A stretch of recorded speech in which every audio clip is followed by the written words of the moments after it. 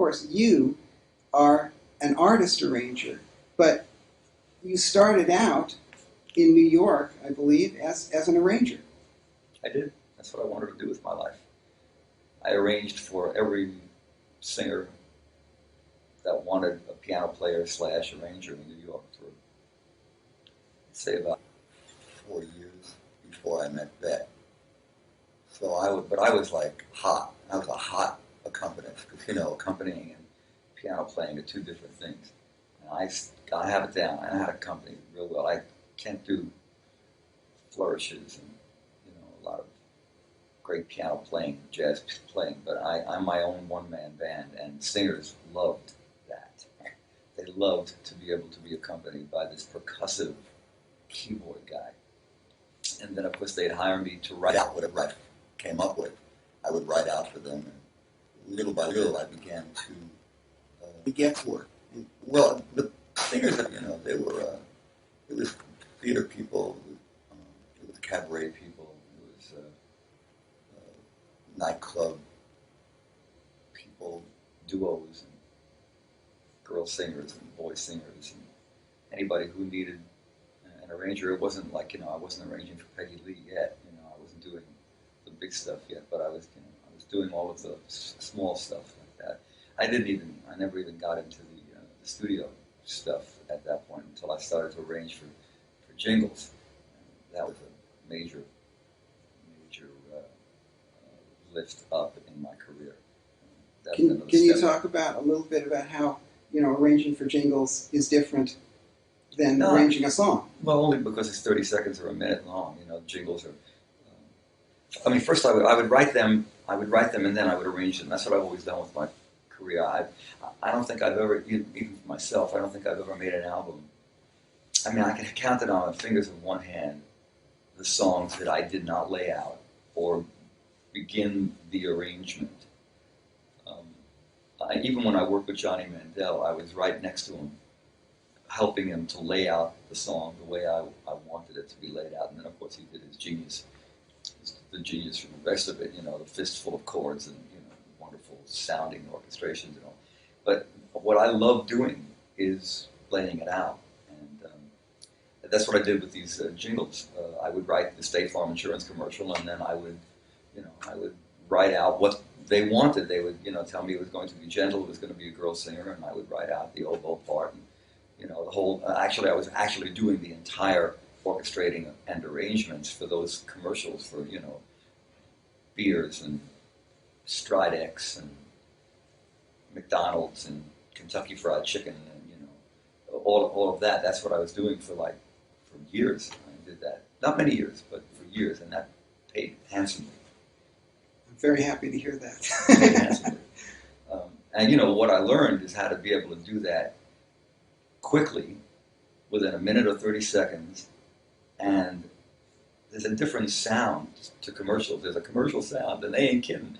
It's a commercial sound between the combination of the background singers and the chart itself. It's got to burst through two little tinny speakers and grab the listener's attention. So that's what I learned for those 3 or 4 years, how to do that, especially with engineers. Engineers really are different in the commercial world than they are in the recording world. And, you know, they know how to do this. They crank up the EQ or something, and it just bursts through the speakers. And a lot has to do with how you arrange the orchestra and how many times you double the vocalists and how many times you, you know, what echo you turn up on the various machines.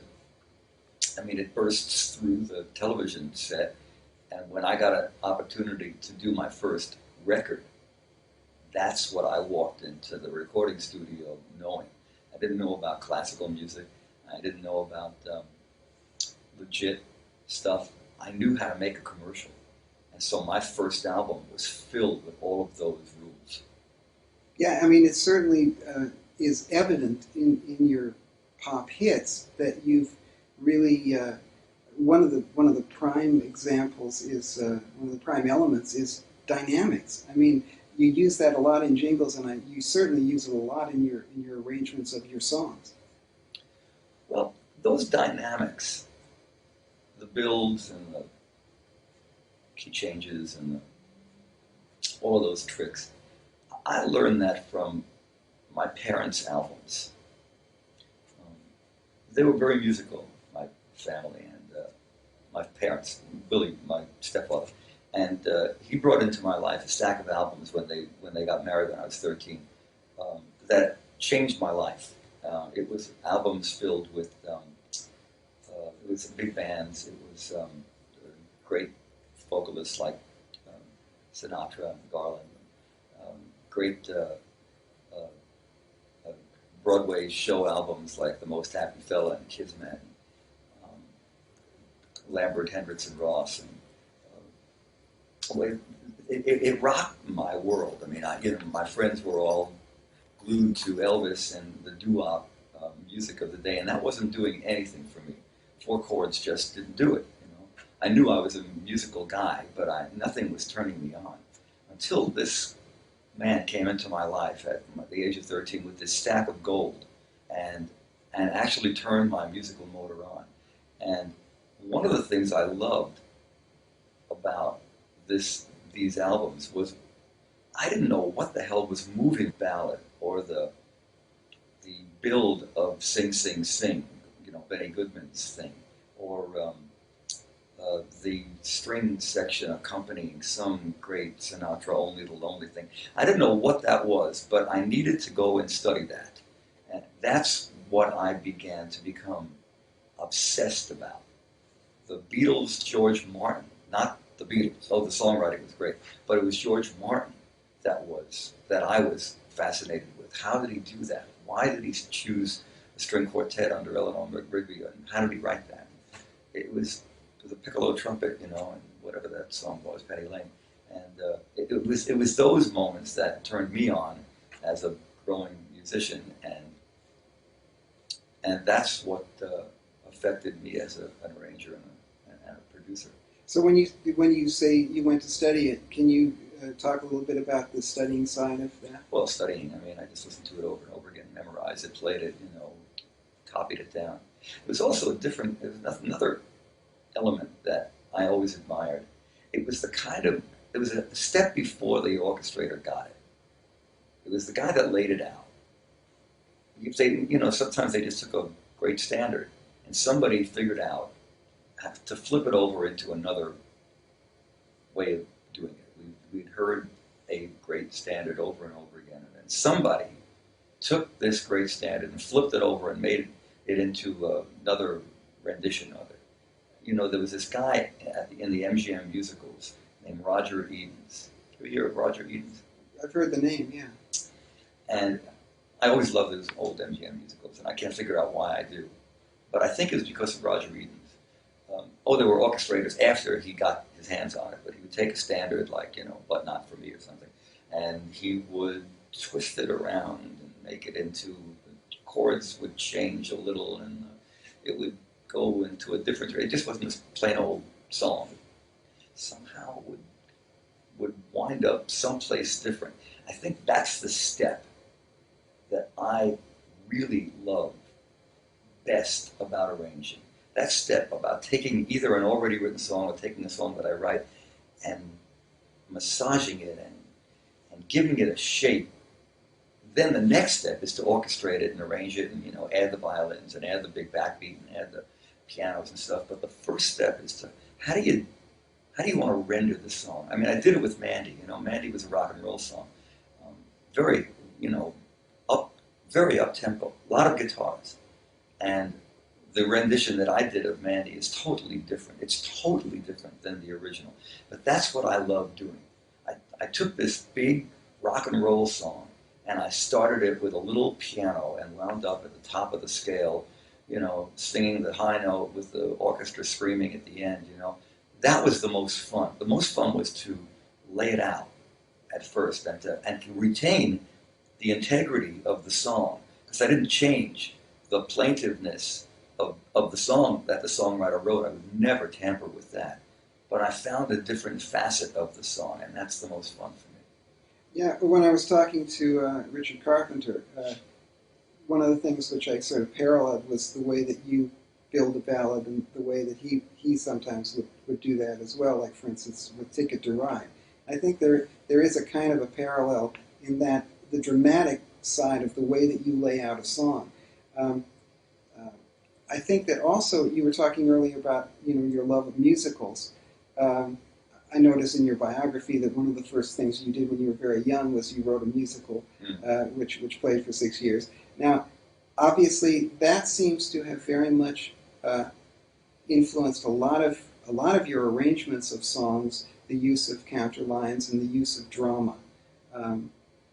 You can pick any that you want to talk about in that way, but I think it's pretty clear, that musical side. And, when I write also, I always write with that in mind, and that's why it always gets me in trouble with the commercial people, because they've always turned my stuff down. Clive and radio people, they always say it's too theatrical, or it's too sophisticated, or it's too this and too that. Sometimes I actually lucked into, this one's for you, and even now, and it's a miracle, and could it be magic? And, I've actually lucked into just a pop hit.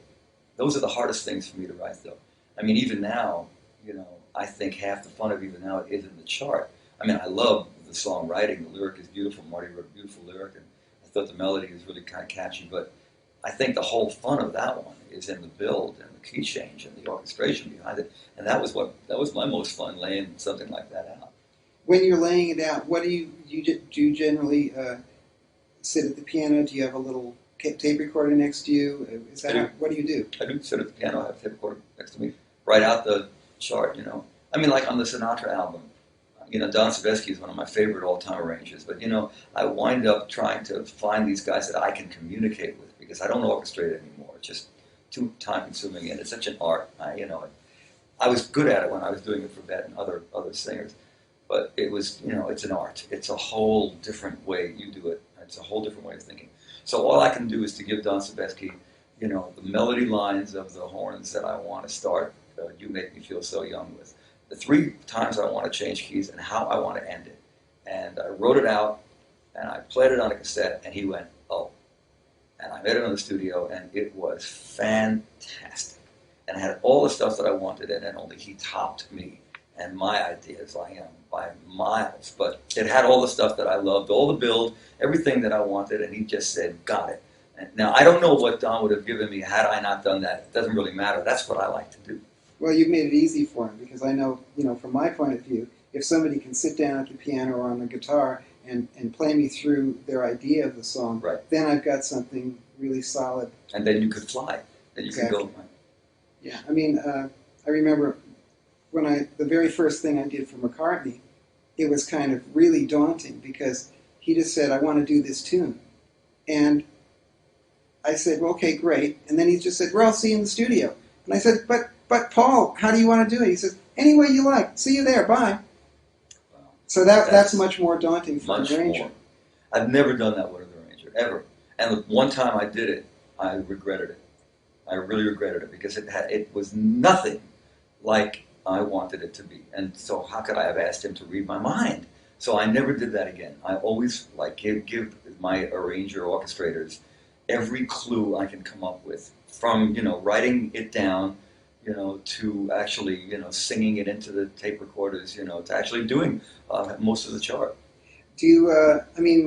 When you're laying it out, do you also write out a basic chord chart with a few lead lines for the guy? Because I'm a chord change fanatic too. I can see that. Yeah. Yes, indeed. And in fact, that's another interesting. It seems that you, obviously, because you have such a wide background in both jazz harmony and musicals, the whole world of Hollywood musicals, you're shoving that stuff in your music all the time. All the time. And they don't know what it is. The audiences don't know what it is, and that's why I'm kind of lucky about melding this commercial world that I learned, in the beginning, with this legit Broadway, Nelson Riddle, David Rose influences. Put them all together and give it a big backbeat, and I don't know what the audiences think of it. I just know that if it works big time, because it's got all of the emotion and all of the musicality that I've always loved, and yet I was able to make Weekend in New England, which shouldn't be a hit record. It's a waltz, and it never says the title in the song. It shouldn't have been a hit record, but I was able to make a Aerosmith sounding record out of this, you know, this waltz, you know, and that was because I come from both sides of the fence. Yeah, and it's also very much because of the arrangement. I mean, that song is just another example of the kind of terrace dynamics, you know, the sort of build to, and then that moment of silence, and then, you know, all hell breaks loose. And you do that a lot in your songs. I mean, was that a conscious thing from early on? It just thrilled me. Yeah, I always do it, and I'm really great at putting things together. That's what I love. I just did it I'm on this tour in England now, and I'm closing the show with a song called Stars in the Night, which closes Harmony, this musical Harmony. In Harmony, we don't do it like this. It's, you know, right in Harmony, it's done by 6 guys. It's about 6 men. On my show, of course, I do it. The world comes in, the orchestra, you know, the choir of 300 people. You know. And so the way I do it is I lay it out. I gave it to Jonathan Tunick to orchestrate, and then he did. And now I stand in the house and I say, could you play that horn line again? Could you take it down an octave? Could we change the ending a little bit? Can you cut the four? That's how I like to do it. I mean, I keep the orchestra, I torture everybody for hours. But what I finally get is what moves me.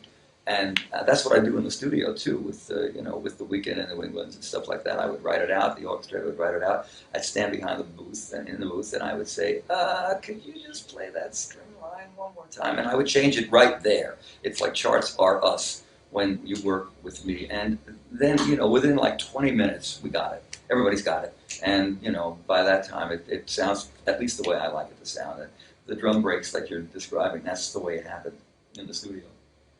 Well, now, I think it's really relevant to talk about your new album in relation to arranging, because certainly on this album, you've done everything and you've done everything, because you've obviously, I would guess about 90% of it is programmed, obviously by you. Now, one of the questions which I've talked a lot to the other arrangers about is how technology has affected their work. Well, on this album, it seems to have affected a lot.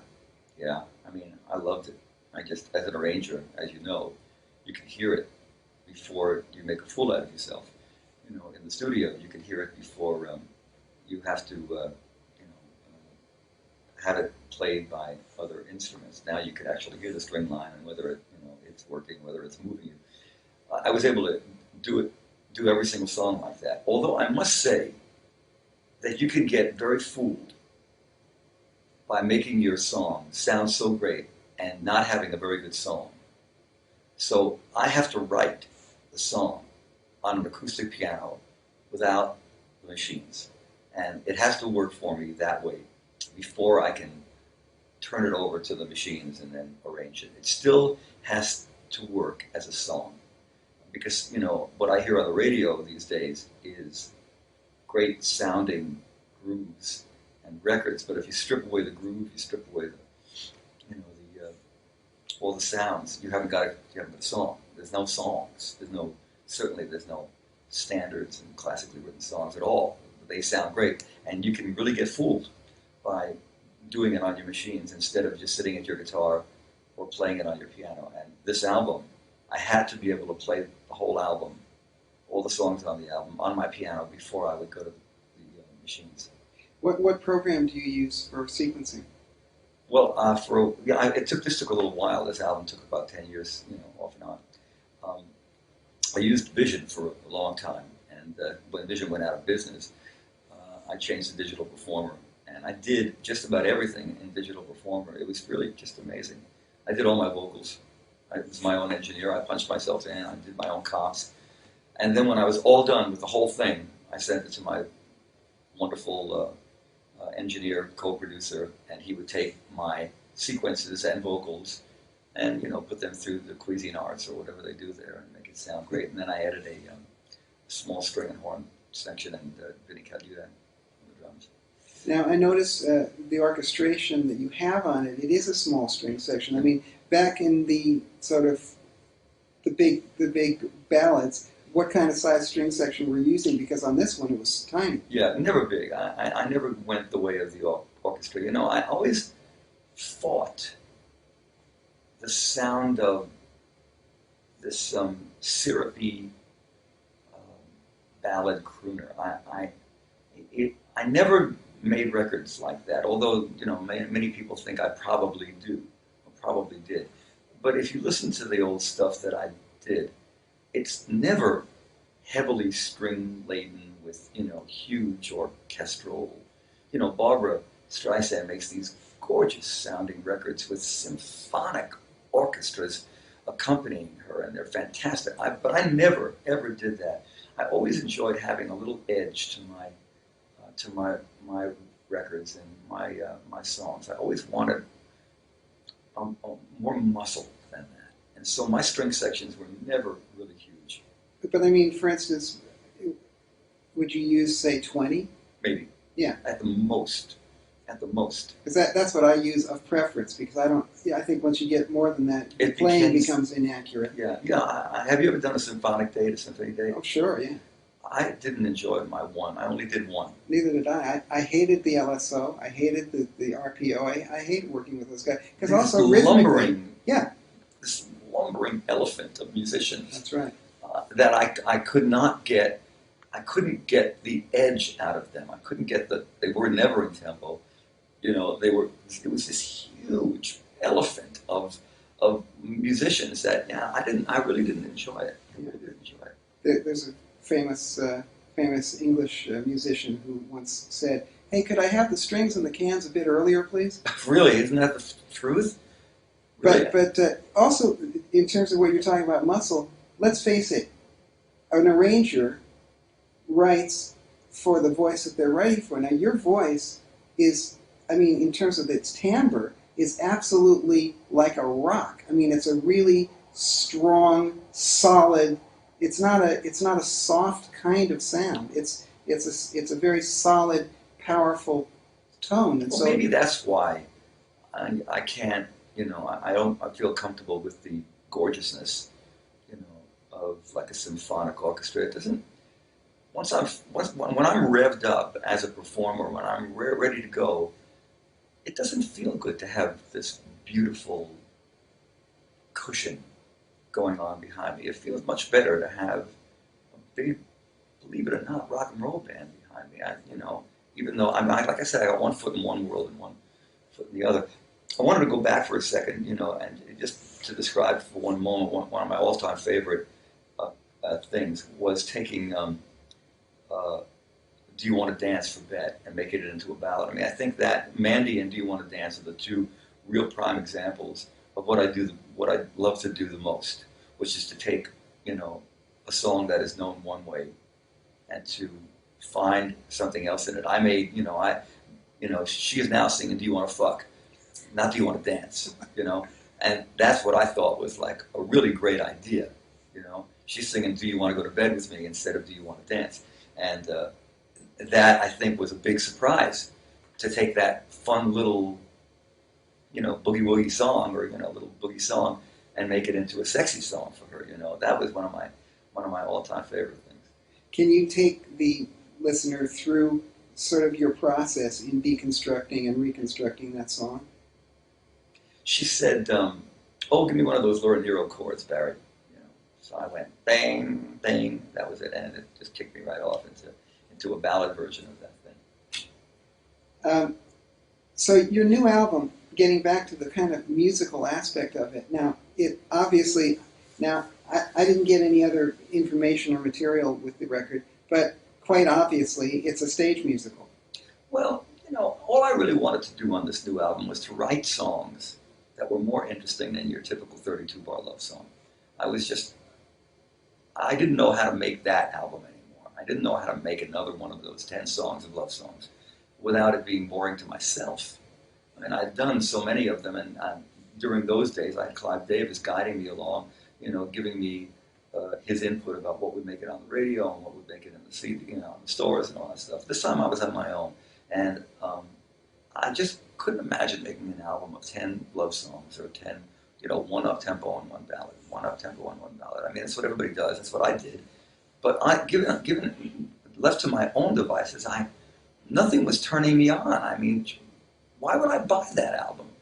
The only reason I would buy this album is if it had a little bit more in it than just your typical 32-bar love song. So that's what turned me on about coming up with a little concept called the Mayflower. It was an apartment building that I grew up near, and writing about people's lives behind closed doors. That kind of turned me on. Not as a Broadway musical, and not as maybe as a review or something, but I really wanted it. I thought it was an interesting idea to hang a pop album on instead of just your typical love songs. And so I don't see it as a Broadway musical. I mean, I've been writing a few Broadway musicals, and I know what that is. Here at the Mayflower is not a Broadway musical. It's a review. You know, it could be done by a couple of different people because it does have a lot of characters in it, but it's not a Broadway musical. Take my word for it. It ain't a Broadway musical. Well, I mean, you've got the characters and you've got some lovely stories and everything. And also, the way that you've put it together, again, the way it's arranged and the way it's put together it lends itself to that dramatic sort of thing. And you've also used technology in a kind of an interesting way. And one of the things we've talked about is that technology is sort of part of the arrangement. Mm-hmm. And you've used effects on the voice. Mm-hmm. You've used other voices coming in, sort of spoken, dramatic voices. Was that always the plan from the start? Yeah. So actually, the plan was even more elaborate than that. And then when I actually began to hear them, it didn't feel like a record. And I really wanted to stick to making a record and not making a libretto for a Broadway musical, because I really didn't want to get myself in trouble, which I could have had I gone too far. This really is still a pop album. It's just got songs with a little more ideas in it than most songs are. It suggests, though, I mean, obviously it suggests a story that isn't there. Right. But I mean... You make up the story. I just wanted the listener to make up the story. When you're doing, I mean, I haven't seen any of the videos for this, but are you going to be doing videos for this? It depends on Sony. It depends on what happens with this album. It just came out today. You know what? Next week it enters at number 17, so that's good news. Good. That's good news. We like that. Yeah, I do. I was just going to say, yeah, the videos, obviously, when you get around to doing that, you've got characters, you've got the setting, you've got, Right. So you may end up with a musical without wanting one. Well, that would be interesting. I mean, if there was a producer out there who wanted to do a review based on this, yeah, that would be interesting. And you've purposely used like a really small string section. It's, in fact, all the orchestration on it is almost what you'd find in the pit of an orchestra. Was that a conscious decision? It was. I didn't want that big lumbering sound. Again, I think this album has got more of an edge than any of the other albums I've ever made. It's got a funk to it, believe it or not, that I love. I mean, my favorite bands are, the Average White Band, and those guys, Sting, and they always have their edge to it, and that's where I was going. I wasn't going towards legit anything. Is there a reason why you didn't play acoustic piano on some of the tracks? Because it sounds to me like it's like digital piano. Yeah. That you chose. Well, you know what? Well, that's when I say I turn around after I play it on my Yamaha grand piano that I have in my studio. I turn my back and I've got my computers looking at me, and that's how I programmed everything. And when I gave it to my engineer, that was what was on it, and that was me playing. And they did the best they could to make the digital piano sound like a legit piano sound. But you can just go so far. Yeah. They have this machine where it actually, and that's what they did on it, that actually plays an acoustic piano. It's like a player grand piano. It goes under the strings. Yeah, and that's what's playing. I mean, it's a real piano playing. It's not it's not my old Yamaha KX88. It's not that. It's not the Proteus. It's not the M1. It's none of that. It's a real Yamaha grand piano that, it was like this piano on the other side of the glass booth, and it was playing there was my notes being played, on the piano, and it sounded like a piano to me. Also, the sound, if just listening to all your stuff, as I have been over the last couple of days, the sound of your vocal in terms of the way it's produced, the different reverbs that you use, the different types of delays. Hardly any. There's hardly any on this one, which is a much more modern sound. Scary for somebody like me who's been deluged, I mean, with echo and sound effects and stuff all of these years. But I liked it. It was scary for a while, and then I got used to it. No, it works great. But I mean, again, that's in a way, the reverb or the lack of it is kind of part of the arrangement because it influences the sound of the record so much.